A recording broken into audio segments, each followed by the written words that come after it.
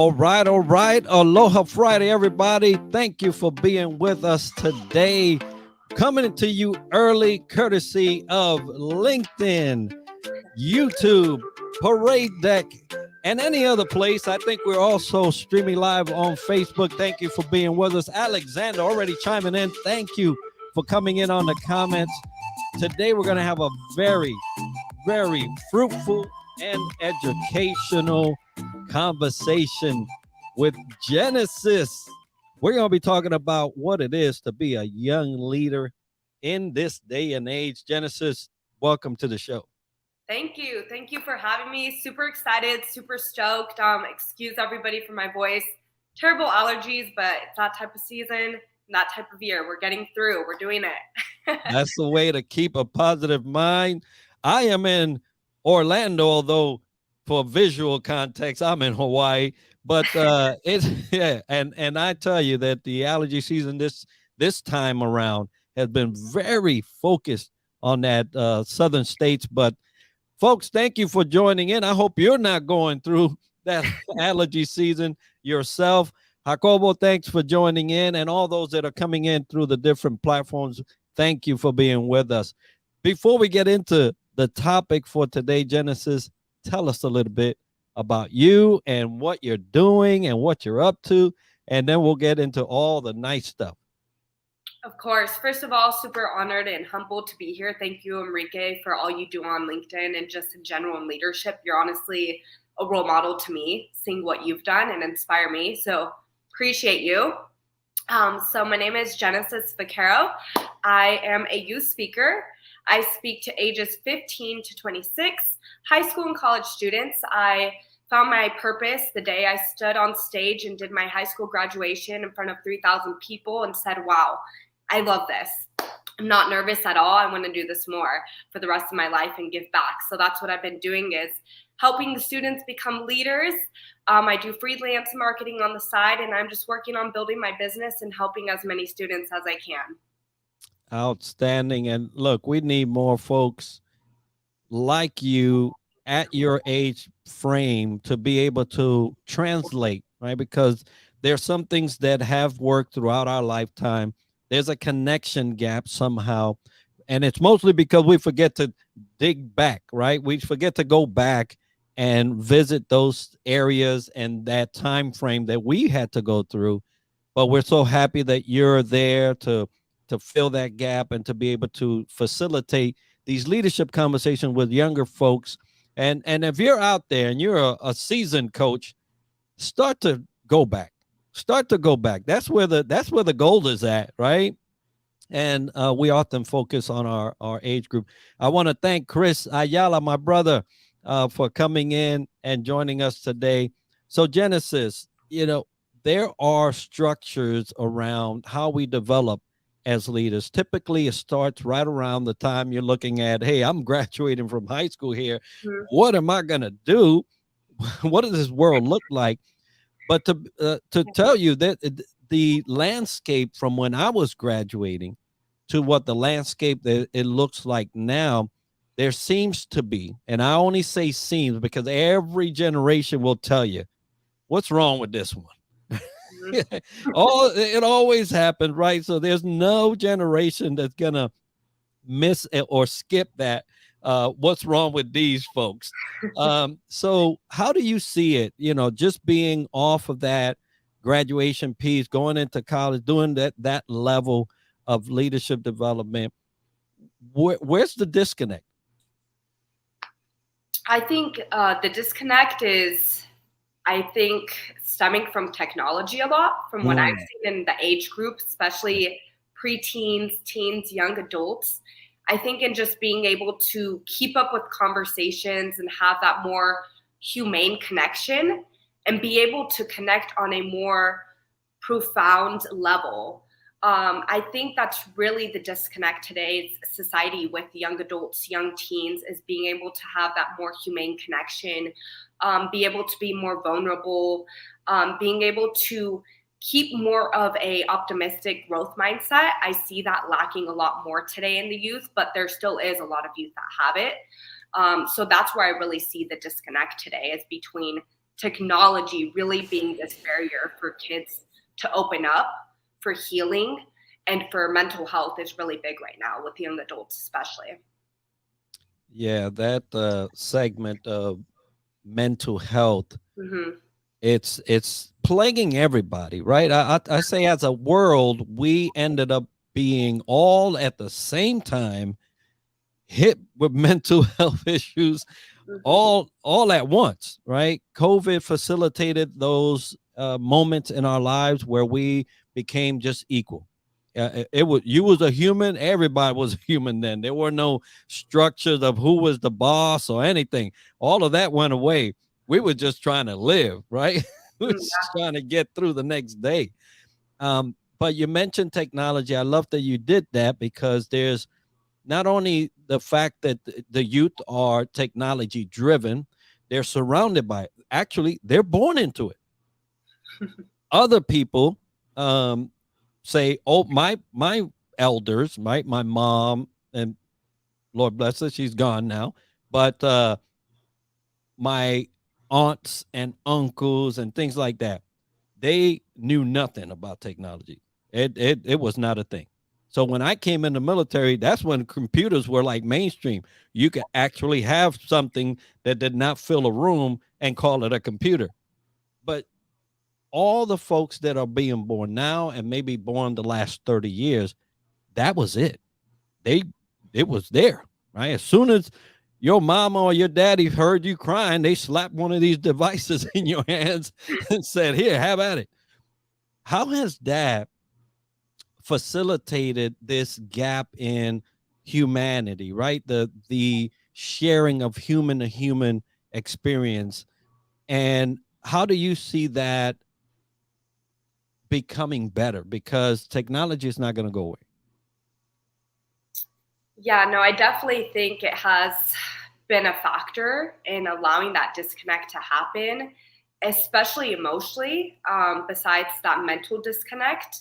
I think moving forward, the way at least I try to help the students to be more connected and more in tune with their feelings, with their mindset, with just being aware of where they're at, right? Mindfully aware. I think that's really important and key to have as a leader and just growing in any aspects is to be able to aside that time to disconnect and unplug from that world full of technology and to be able to work on yourself.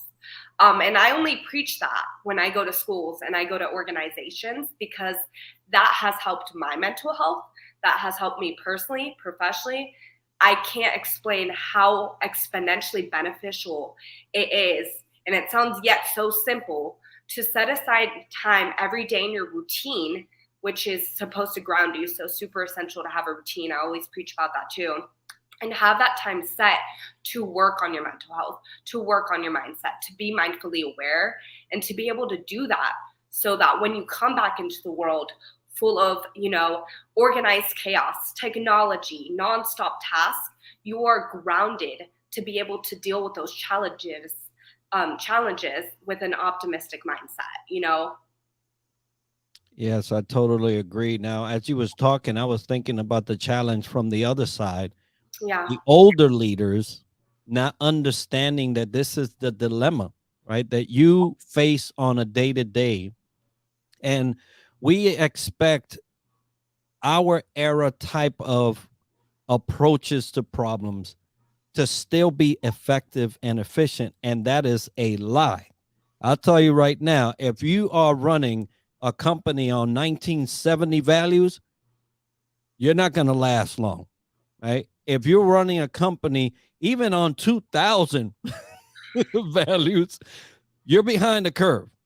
You're not in tune with your people. So what areas have you seen in terms of the older generation where they can start learning some things about your generation and below that will facilitate that H to H? Because there is a responsibility on both sides.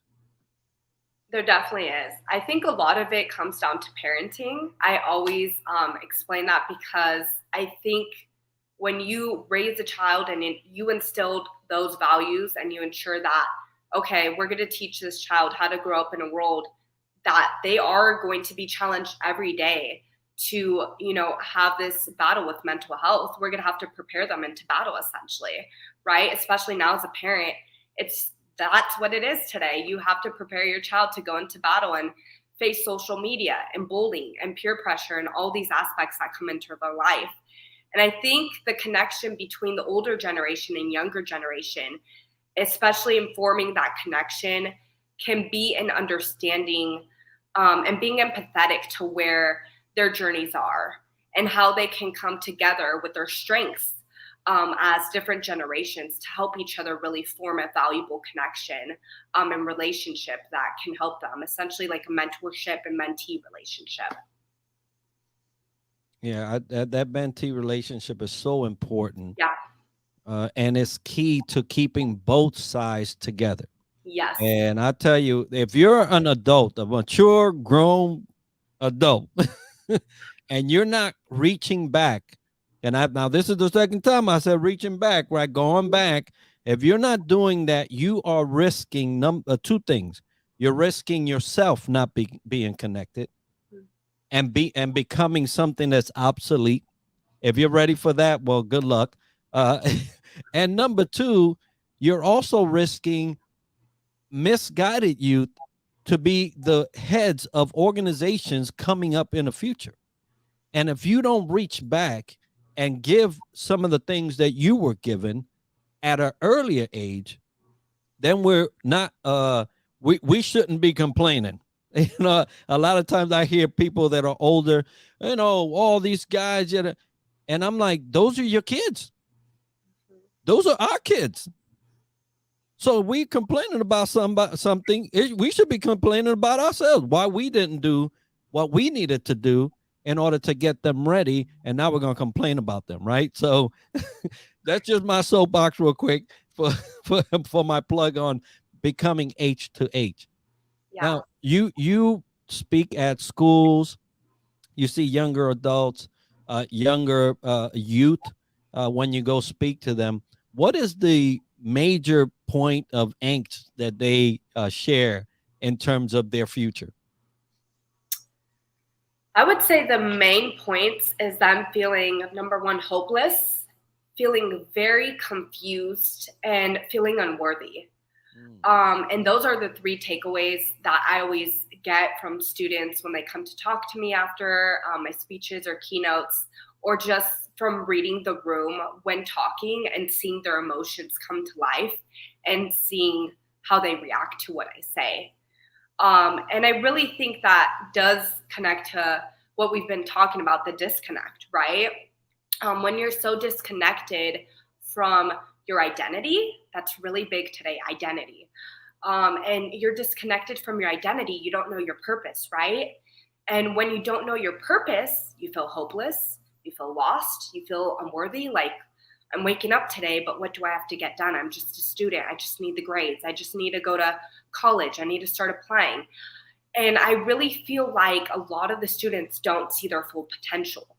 And I try to come in and help them see their full potential and give them resources to get there.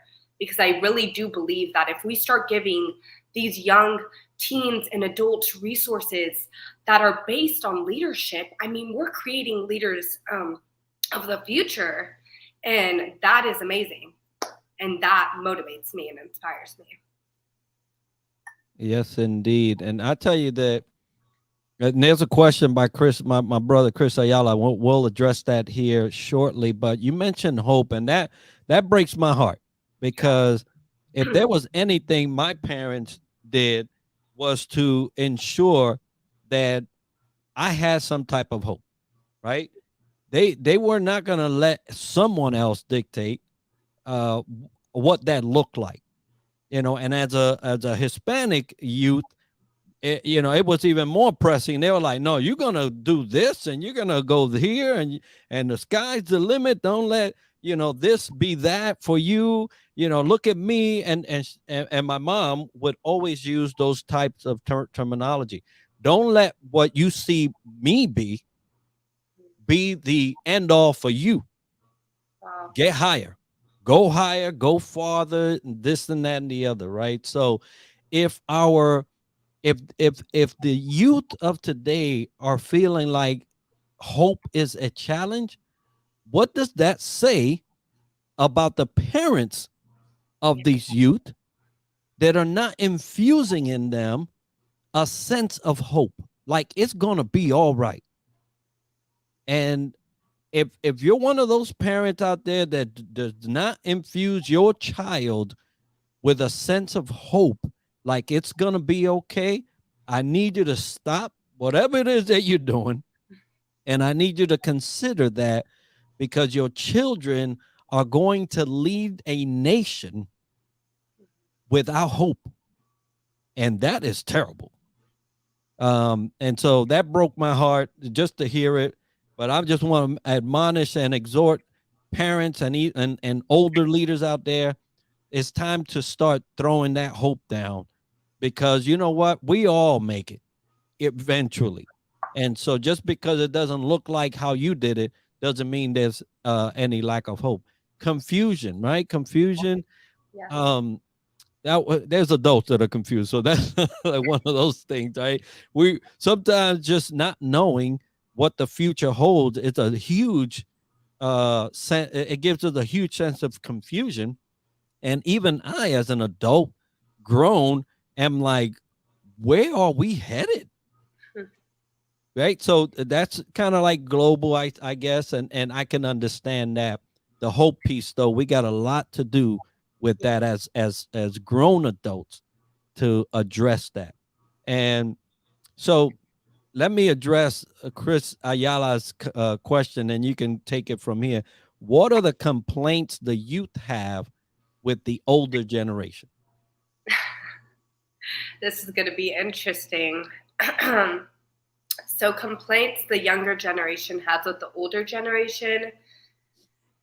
I mean, directly, I don't know if I've heard too many specific things in that direction. I've just heard a lot of complaints from youth coming back and stemming from the confusion, feeling hopeless, feeling unworthy, and saying, oh, like, I don't think I'm going to even try to execute this because I don't believe that I can. Right? And saying, oh, this is a waste of time. How am I going to learn from this? And I'm just saying that's the group of youth that has a fixed mindset, but not all youth has a fixed mindset. Right. As you could see, I have an open mindset, so it's possible. But I really think the complaints come from self-belief and yet again, connecting that to hope, not even having hope in their potential fully when they don't have that open mindset, which is very saddening. And I do hear those type of complaints a lot. Yeah, and most of us can dig back in and remember a time we wished our parents did something, right? So I speak with my wife a lot about future and things for her. And if there's one thing that has come up in our conversation is, and we both agree, there was a time in our lives that our parents could have championed us a whole lot better and invested in our dreams versus their dreams. Or maybe it was good that if they would have been there for us and said, you can do it, even though they didn't. And instead of sharing their fears, which, most did, they would have shared their cheers and got us to the position where even if we left them behind for a time as we progress, that it was in our best interest to go that route. And so if I remember anything from my conversations with her and concerning that topic of how can an older generation support a younger, is to not deal with the youth with your fears. Right. And so a lot of times we hold our youth back because of something maybe we have gone through. And now we assume that it's going to be the same for them. And that support system also or the lack of Yeah, is actually helping these youth go through life with a challenge and hope. absolutely. I agree. What you just said is key. And thank you for being vulnerable and just sharing that. I think vulnerability is the number one key to connecting on a humane level, and we need more of that. So thank you, Enrique. And support system. Support system. Oh my goodness. I cannot explain how important that is for the younger generation. And I mean, if you are a mentor out there, if you're a parent, I mean, if you're, of course, someone like trying to mentor a younger person, know that your work is it's tremendous, so tremendous, because I grew up in supposedly what would be called a broken home. I grew up without both figures. Unfortunately, when I was 5 years old, my father passed away of terminal cancer, so I was left with just my mother. She had to pick up both roles immediately, and she did incredibly well, just putting her grief on a hold to put my grief first, putting her healing down, and being able to love me unconditionally and teach me about mindset and teach me about vision boards at the age of 5. I mean, it was incredible to teach me vision statements, mission statements, teach me that anything is possible if I set my mind on it and I work hard. And I can't explain how that made me the woman I am today, right? The proud Latina, bold woman I am today. And I know that if there are figures out there that can just support these youth, they will feel less hopeless. They will feel less alone. They will feel less confused because they will feel protected. They will feel loved. They will feel seen. And when we support these youth, we uplift them. That's leadership. We help create and lead change through them. And I can't explain how important it is to have and ensure that your youth, if there are parents here listening today, please ensure that they have a support system, because that is everything. And that's the only way I navigated through adversity was through my support system and everything they taught me that I'm teaching the youth today. That is absolutely right. And my wife is on there right now. So she says, love, support, and encouragement are key. And she knows we've had a lot of conversations around that and how that would have molded our future. Now, you could say, hey, if that wall would have been there, like for me, would I, be with my wife, right? So we never know. But the point is, we don't have to do that wondering if we just do it, right? Last night, and we were talking. I'm vulnerable. I'll tell you. Um, my son wanted to talk about something, right? And it was like old dark 30. We're about to pray for the night because y'all going to bed, and he's like going about this thing. And I'm like, brother, we it's time to go to bed.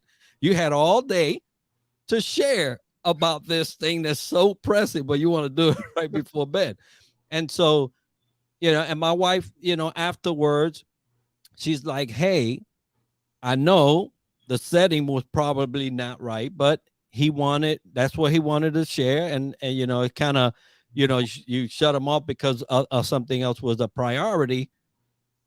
Even that, right, as a dad, as a father, is an opportunity that I could have either supported what he was dreaming of at the moment, or for all I know, destroyed his happiness over priorities, right? And so you got to be keen as a parent when you do those things. I'm learning every day, and so this is one of those moments where you have to step back sometimes as a adult to say, is this a moment that I can capitalize to infuse hope? We talk about hope in a young adult that's coming up through age, where he can understand that if anyone's going to listen to him, it's going to be his parent, right? So these learning moments that we go through in life all facilitate whether these youth will get into this next stage on earth with that sense of hope, with that sense of determination that they can do this, But um you know, Jacobo on the other side, he's like, yeah, well, that's an issue I have. Well, good. I'm facilitating truth here. But how do you feel about that? Even that scenario, right? Uh, how do you see the teens and the young adults that you speak of? Have they ever mentioned, man, if I had that, that teacher not tell me this was impossible, I think I'd have went, farther or whatever. Yeah, definitely. I just feel it in the room when I'm speaking. I'm very emotionally connected, you could say, to others.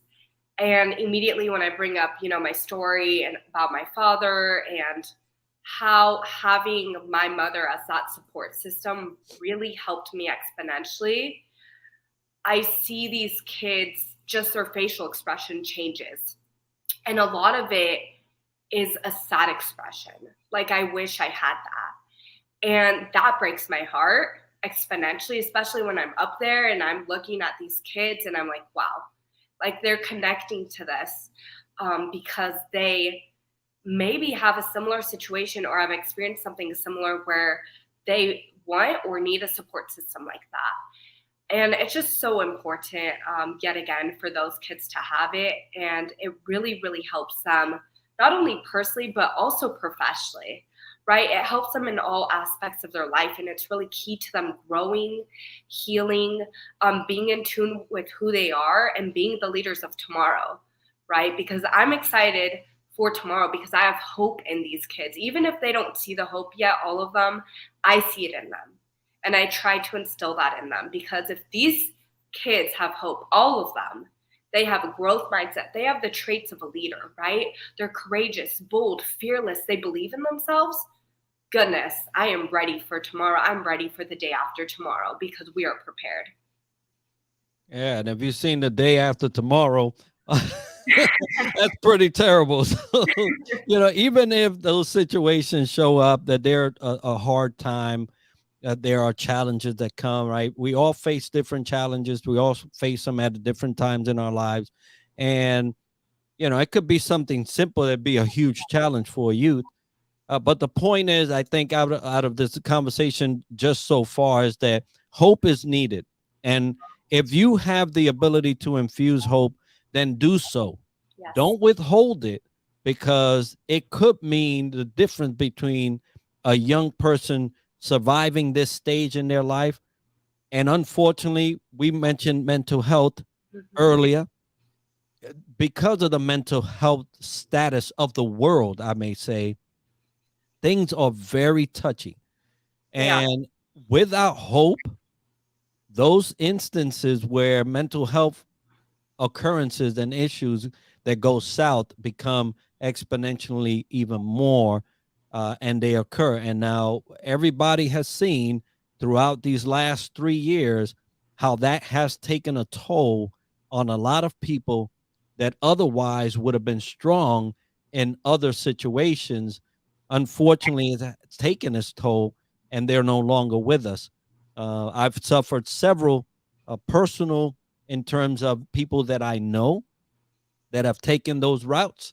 But hope really is a determining factor whether you can make it through those periods or not. And so, if you can infuse hope out of all this that we've covered, uh, it would be wise to do so, especially from adult, a grown adult that knows what it is and how it feels not to have. You should be filling in those gaps for these young people. Now, not everything is hopeless, right? Genesis, in your conversations, you're seeing a lot of the good things that are coming out of schools and first years of colleges. What are some of those things that you see coming from these young people that you're saying, yeah, we got it? I really think the mindset. I think there's a lot more youth that even I was surprised to see that have that growth entrepreneurship mindset, Mm. right? They're like walking away from their 9 to 5, starting their businesses. We're seeing this with social media. They're leveraging it, right? They're being managers for, firms and businesses and brands because they know social media, right? My generation, we know social media at the touch of our fingertip. And that is such a leverage. That's an opportunity for them to build their businesses and brand them by themselves, do marketing for other people. I mean, we see all these influencers now, they're run, which is very crazy to think about, but awesome, by these young kids. There's 18-year-olds that are in charge of influencers and their whole business and their brands, right? So I think just that entrepreneurship mindset is just growing. And I love to see that. You know, I see these youth and they'll message me and they say, hey, I'm starting this business, or I've been building this. Do you have any tips? And the fact that they're even there in their life, that encourages me. And I'm like, the fact that you're where you're at, you should be proud of yourself. Just walk, and you know, it's not for everyone, but I'm just saying the fact that they're courageous to take on this new journey and just be an entrepreneur. I give kudos to the young kids that are doing that, and they're really paving the way for the future generation of young kids. That for sure is inspiring. And you're right. Most of all these marketing things and the social media platforms and the management of that is done and in the hands of much younger people. Yes. That can know how to just run this stuff. And it's not easy to have an entrepreneurial spirit, but if anything has happened through this time of pandemic, post-pandemic, and things like that, is the fact that people started thinking outside the box of how I'm going to start bringing in some income. The days of, you know, going to college, staying 4 years, getting a degree to go work for somebody else, that has been cut down some by the exploitation of the fact that, hey, I don't have to do that. I could do something I love and have a passion for and make some money, right? And so that type of exploration of what you have, your talents, and it doesn't even equate. There's nothing. You know, I haven't seen a TikTok degree. I didn't see that listed on the last, catalog on some university. But maybe they might want to start thinking about how they create courses around social media. That would be great. Wouldn't it? I think I just gave somebody $1 million right there, right? Better patent that idea. Yeah. I said it first. It's recorded. but you know, and that's how the old guard, I will refer to, right? They are fixed on, this is the way you get to the mountaintop, and I got the mountaintop behind me, right? And it's not that way no more. Mhm. You know, a lot of people are like, hey, how do you, it's funny how this time in our life, there's a distinction between rich and wealthy. Why? Because a lot of young people became rich over the pandemic. I mean, the most millionaires came from that period and all in one shot, and they're young. Now, will they be able to keep it? That's a different thing, because you have to have a mindset of wealth, right? How do you continue this to keep going, which would be nice. But to your point, entrepreneurship became not only a buzzword, but it also became a way of life for a lot of people. It did. For sure. Absolutely. And so how do you see that affecting this next generation of workers? Because there are also a lot of people that are young that say, I'm not working for nobody. And that could be an issue, right? Yeah. No, I totally see what you're saying, and I feel that it's going to continue. It's only going to increase. Young teens, young adults are going to start opening more businesses and paving the way. Like I said, I just see it exponentially just increasing over the years. I think now, yet again, going back to technology, AI, a lot of things are going to be self-automated, self-done, right? We already see this happening in our life. We already see the movies with the robots coming into reality. So I think a lot of things are going to be self-automated, and that's really going to replace some. And I know a lot of people have different opinions of this, but I think some of the in-person manual labor work that has to be done that maybe the kids or some young adults don't want to do, and they want to go on their entrepreneurial journey. Yeah, and there's a lot of industry that still have a demand, and there's always going to be someone to do a particular job, right? It's not like that if you have a company and just nobody wants to do it no more. If you did, then that was a failed idea because if you can see down the road that people didn't want to see do this, then that's something on the person that created it. But technology has facilitated a lot of things. The big talk now is chat gbt. Yeah, There's a lot of things around ai and programs. I was just talking about this before we got into this session about a video I saw of Morgan Freeman speaking, and it wasn't him, I saw that one. and I was like blown away, right? Because you have all these fake AI things that can replicate people's voices and their image. It is crazy, It is. but it's here. So what do? We either have to reject it or embrace it, one of the two. And I believe that if you embrace it and you use it for a noble cause, then you're adding to the reason why these things were created.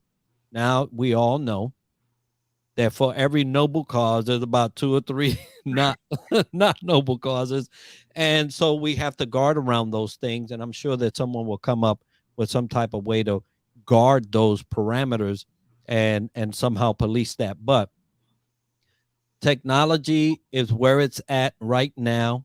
It won't go away. I remember the whole Terminator thing. It used to be like, oh my goodness, this is crazy. Well, we've been in it. Yep, we're living it. You know, the other day I was listening to a news thing that says Skynet. It referred to Skynet. And I'm like, Skynet? I saw that in Terminator 3. What's and so it's real, right? Yeah. And so it's happening. For those youth that are coming up now, you speak to, and you see the change in the landscape, where can older adults that are in corporate America, and we mentioned mentorship as one of those things, right? One of those things. Where can we up the game to help not only on the hope and assurance and things like that, but what can we do now outside of the mentorship piece to help the youth transition into a variety of places, um, so that we can start seeing, eye to eye. Transition, that was a key word right there. I Mm. think in order to create that transition for the youth, as a mentor, as an adult helping these young kids, is coming in with resources, specifically, I think leadership based resources, growth mindset based resources, right? Things that are really going to help uplift these students, these kids, to be able to have an open mindset, be able to have leadership traits, be able to fearlessly pursue their goals and know how to execute them and know how to plan for their future and have the vision. I really think just going back to essentially basic leadership skills and everything under that umbrella and under the growth mindset umbrella will exponentially help these students transition and connect more to the older generation in a sense of having more of that mindset, right? More of that old-fashioned mindset of, okay, I'm going to get something done. I'm going to work on it. I'm going to be persistent and have grit, and I'm not going to quit. I'm going to have these goals. These are what they are, A, B, C, D, and this is how I'm in line with my vision, etc. Just taking it old school to that hard work ethic, right? Instilling really good work ethic in these students is going to help them succeed so much. I agree. And if I just add one thing for those of you from the older generation going and agreeing that you should go back down and start to make these connections and make these investments, always remember that just because it worked for you does not mean it will work for them. Listen first. Find out what their visions are, what their aspirations are. Find out what they want to go towards and see if anything that you've learned could apply, right? Because a lot of times mentorships is more like dictatorships, and that's not going to work, right? You will also give them a false expectation of future mentorships, and that's not what we want. It's the fact that you have a toolbox. You have a toolbox.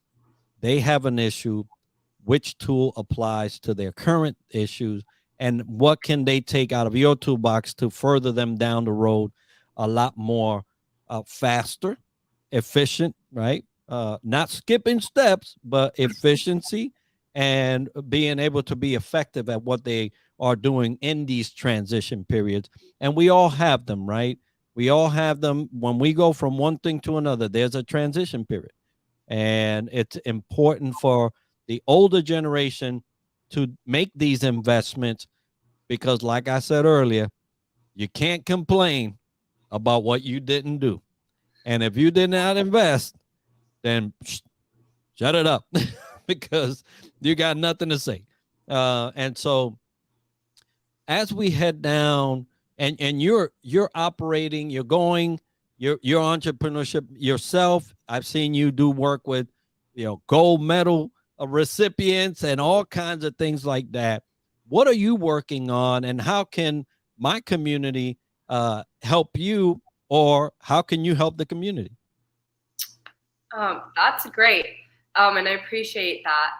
So I feel the way that, community can help me, or whoever has any connection to leadership development and schools. And yet again, I always want to give back to and help support others in a way that I can add a value. So if I can do that to any of you, please message me. Don't hesitate. Is just being able to do, I'm starting local, but I do want to go global. That's my vision. And I put it out there because that's something that I feel passionate about. So I want to speak locally still at schools, nonprofits, organizations. But if there's ever an opportunity to take it global and help students around the world, I mean, that would be amazing. Because at the end of the day, I see it about helping their growth and their impact in the world. And that's where my heart is. And humbly, I've had the opportunities I've had, like you said, with Ruthie Bolton, 2-time Olympic gold medalist, because people help people when you care about the same mission. And that's a beautiful thing. And that's worked tremendously in my favor and other people's favor, and saying, hey, we're going to collaborate, because collaboration is key, right? And support each other. And in leadership, you want to uplift each other in a community where you really see yourselves aligning in the same thing. In terms of the future, that's what I want to do, speak globally at some point. I want to have a leadership program. I want to build that and execute that so I could have that out for schools and resources that students can actually take home and can use that on a day-to-day basis. That would be amazing and something I would love to execute in the future for sure. Outstanding. Now, folks, we'll have that information. Is there any website you want to direct them to? An email they can communicate with you, maybe on LinkedIn? Yeah, for sure. LinkedIn is perfect. I check it pretty frequently. If not, the go-to email is genesismotivates@gmail.com. Yet again, Genesis, my first name, then motivates@gmail.com. And then my other information, socials and etc. is on my LinkedIn page. All right, folks, we will put that in the chat. Make sure that you get a hold of those links and the emails. Genesis, thank you so much. Is there anything you want to exhort the community listening, mostly all adults, concerning the younger, or exhort the younger concerning the older? Well, first of all, I'm so happy I got to be here. Thank you for your platform and using it for good, Enrique. It's so wonderful to see servant leadership today. So inspiring. I would say for the youth, if there are any youth that listen to this, is take it one step at a time to work on yourself and to think of the end goal of who you want to be, and every day let that motivate you and create that motivation in working towards the end goal. I know that it takes a lot of patience. It's a process and it will happen. But it really comes from the work behind the scenes. You know, we don't all see what happens behind the scenes, and mine has been years of behind the scenes work to get where I am. But I can say that it is possible. There is potential in all of us. I just believe it's a matter of unleashing it with the right resources and tools. And going off that, I believe that if there's any mentors that are listening to this, or anybody that wants to help youth of today, make sure you just use that resource, use those tools, like Enrique said, that you have, that you can give them, that can add value to them in their growth, right? And really going back to what Enrique said, he says the best things, and the right on point is listen to these kids. They want to be listened to, and ask them where they want to be and how you could help them get to their end goal in life. And I think that will be extremely valuable to them. All right. Well, thank you, Genesis, for being with us today. Folks, thank you. This is Aloha Friday Live. We do this every week, 11:30 Eastern. Today's guest, Genesis, talking about being a young leader and what you can do as an older leader to support. Genesis, thank you so much. Mahalo for all that you do around your community, starting local, going global. Folks, let's help her out.